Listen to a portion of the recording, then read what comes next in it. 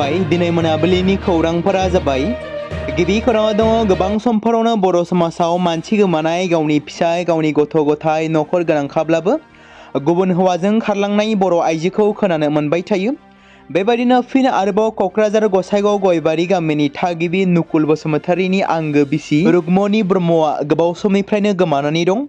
थांनाय अक्ट'बर दाननि 13 खालार खालि गसाइगाव गयबारि गामिनि थागिबि नुकुल बसुमतारीया गावनि आंगो बिसि रुक्मणी ब्रह्मखौ गावनि जोनोम गामि थुरिबारि गामियाव आलासि जानो दोनहैदोंमोन।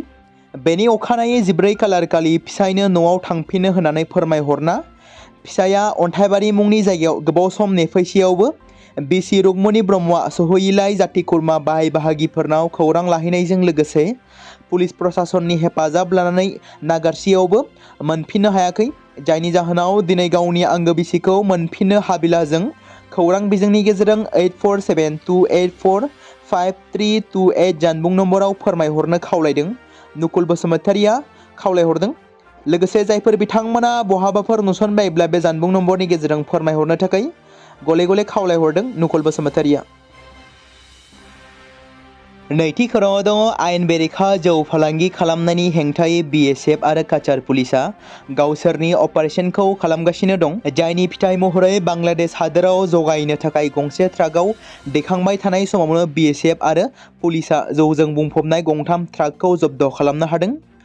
बरकलानि सनापुराव हरनि समाव सिग्रोमनाय गंथाम जौजों बुंफबनाय ट्राकफोरखौ हमनो हायो। गंथाम ट्राकनिफ्राय गासै 37 आयेन बेरेखा जौनि मुवाफोर बोखांनो हादोंमोन। मख'नो गोनांदि पुलिसा जौजों लोगोसे 3 ट्राक सालायगिरिफोरखौबो हमनो हादों। हमजानाय सिखावफोरा जाबाय बरकला सनापुरनि नाजिमुद्दिन चौधुरी, हसमुल हुसेन आरो आनवार उद्दिन होनना सिनायथि होदों। जायफोरखौ दासान्दि बरकला पुलिस थानायाव सोंथि खालामगासिनो दं।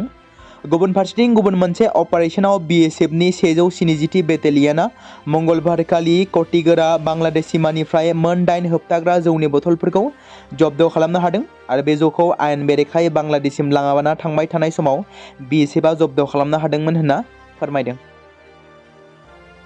2007 मायथाइनि 1 जानुवारि खालारनि उनाव जोनोम जानाय सुबुंफोरा सिगारेट सोबनो मोननाय नंलिया। सिगारेट सोबनायजों एबा थांखुनि थाखाय जानाय सावस्रिनि जेंनाफोरखौ सुस्रांनो थाखाय गोख्रों थांखि लादों मालदीव हादोराव। 1 नभेम्बर 2025 निफ्राय थांखु दिहुनथाइफोरखौ होबथानाय गिबिसिन हादोर जाबाय मालदीव हादोरा।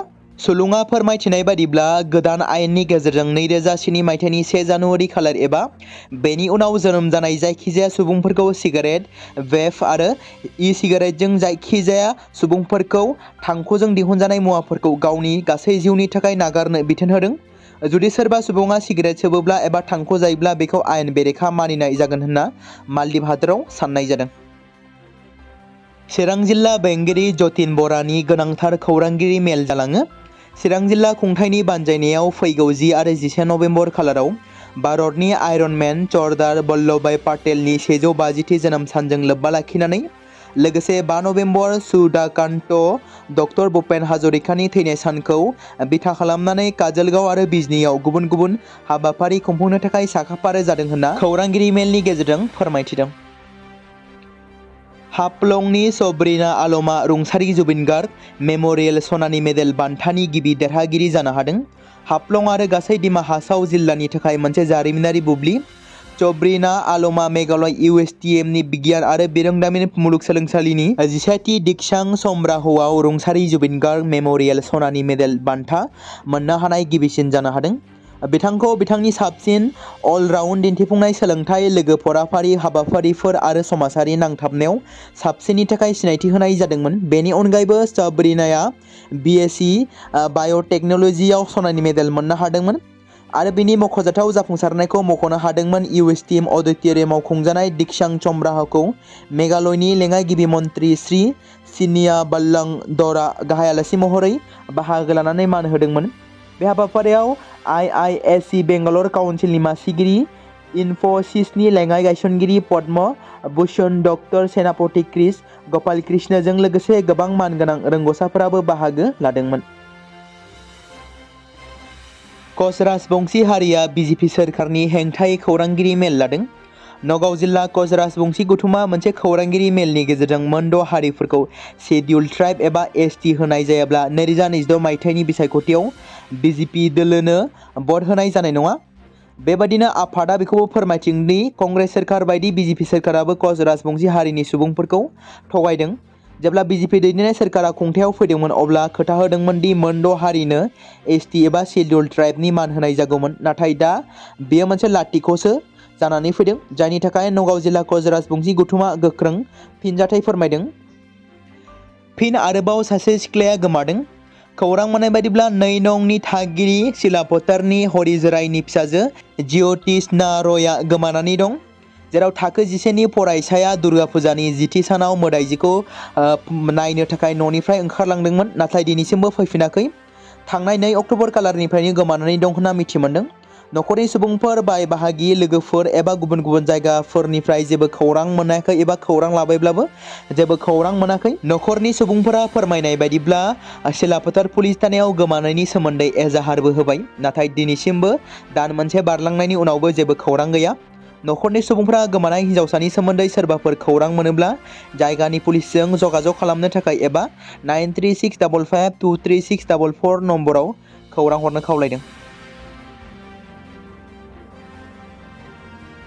बर'नि जोहोलाव रन्जन दैमारिनि आंगो बिनानाव डक्टर अनजालि दैमारिनि समाजारि बिजोङाव गोसारदों समायना सावगारि सेबखांनाय, जेराव अनजालि दैमारिया गावनि अफिसियेल फेसबुक पेजनि गेजेरजों मिथिंगानि समायना जायगायाव सावगारि सेबखांनानै पस्ट खालामनायखौ थांनाय सप्ता मोननैसो सिगाङाव नुनो मोन्दोंमोन। जेराव डक्टर अनजालि दैमारिया गावनि फेसबुक पेजनि गेजेरजों पस्ट खालामदोंमोन आरो गोबां बिथांजोखौ अनसायगिरि मोजां मोनगिरिफ्रा लाइक रिएक्शन खालामदों, लोगोसे गोबां मानिजाथाव कमेन्टफोर हरनायखौ नुनो मोन्दोंमोन। फिन आरोबाव बिथांनि पस्टआनो समाजारि बिजोङाव आरोबाव रेकमेन्डेन्स एबा फेसबुकनि गेजेरजों स्प्रेड जानायखौ नुनो मोन्दों।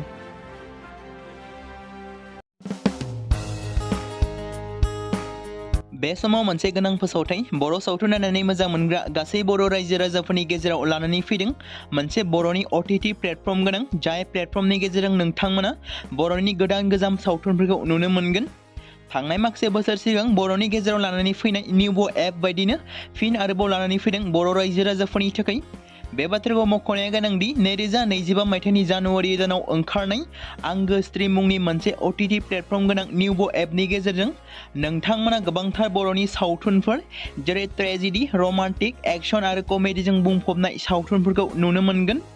जेरै सनानि नखर, थांखि गैयै समाज, अनसुला आफा, हिर', बिमा बायदि बाजै, अर, थैसाम, वान्टेड, संदान आरो रं नाम्बार बायदि सावथुनफोरा मख'जाथाव।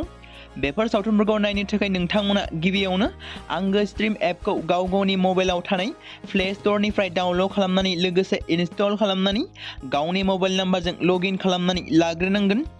बेनि उनाव नोंथांमोना गोबांथार नुनो मोनै सावथुनफोरखौ गुगोल पे, फन पे आरो पेटिएमजों रं नाम्बार सावथुनखौ नायनो थाखाय 60 रां आरो संदान सावथुनखौ नायनो थाखाय 80 रां, वान्टेड सावथुनखौ नायनो थाखाय 60 रां, थैसाम सावथुनखौ नायनो थाखाय 60 रां, बेबायदिनो गोबांथार नुनो मोनै सावथुनफोरखौ नायनो थाखाय सुबिदा खालामनानै होदों आंगो स्ट्रिम प्लेटफर्मा। फिन नोंथांमोननि गेजेराव फोरमायबावनो लादों बर' सावथुन नायनानै मोजां मोनग्रा गासै बर' रायजो राजाफोरनि गेजेराव लानानै फैदों मोनसे बर'नि OTT प्लेटफर्म गोनां, जाय प्लेटफर्मनि गेजेरजों नोंथांमोना बर'नि नुनो मोनै सावथुनफोर जेराव गोदान गोजाम सावथुनफोरखौ नुनो मोनगोन।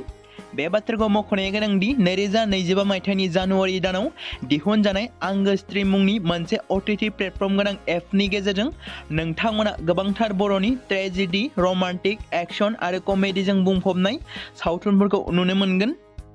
जेरै रं नाम्बार, संदान, वान्टेड, थैसाम, अर, बिमा बायदि बाजै, हिर', अनसुला आफा, थांखि गैयै समाज, सनानि नखर बायदि बायदि सावथुनफ्रा मख'जाथाव।